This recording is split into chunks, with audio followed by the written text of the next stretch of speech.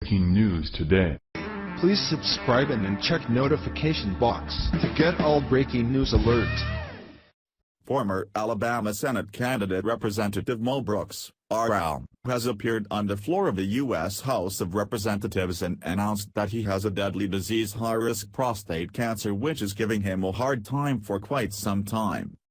However, he announced that he has to undergo surgery, which will happen in the beginning of the next week. After losing in the GOP primary in August, Brooks credited himself with no less than saving his own life, as he said he would not have had time for my physical and PSA test. You can watch Brooks' announcement below this piece of his remarks. Mr. Speaker, this is a very difficult speech for me to give. God works in mysterious ways. When you are an elected official, missed votes require an explanation. That is why I disclose this otherwise very personal, very private, and very humbling matter.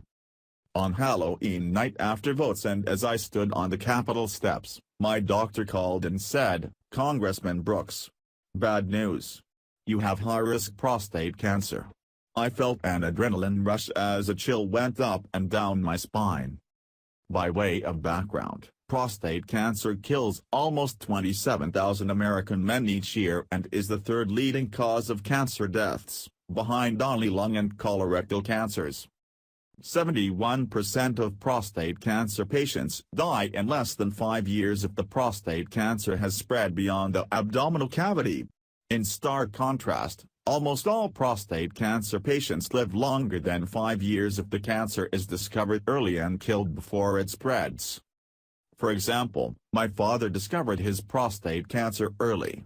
He lived 4 decades after his prostatectomy. My grandfather discovered his prostate cancer too late. He died not long thereafter.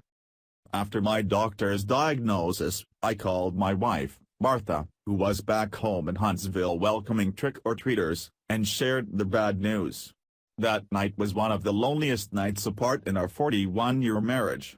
I kept thinking about my wonderful family, what do I do next, and how do I beat this cancer? Overnight I formed a plan and began implementing it.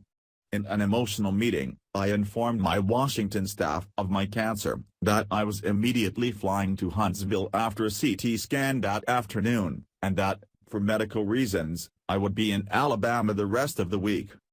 Based on advice from friends and doctors, I chose Dr. Scott Tully as my treating physician. Dr. Tully is widely respected and has performed more than 3,000 prostatectomies. On Thursday, Martha and I drove to Birmingham to obtain Dr. Tully's insight about treatment options and risks. He advised a radical prostatectomy.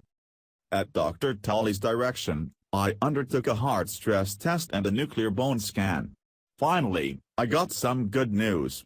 My CT scan and nuclear bone scan revealed no cancer beyond the prostate.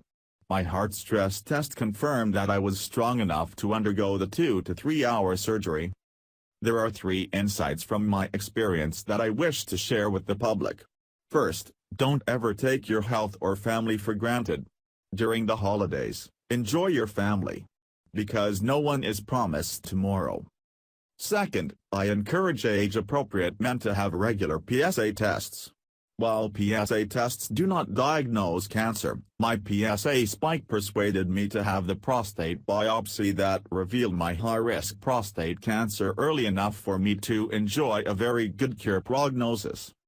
Third, I ran for the Senate in 2017.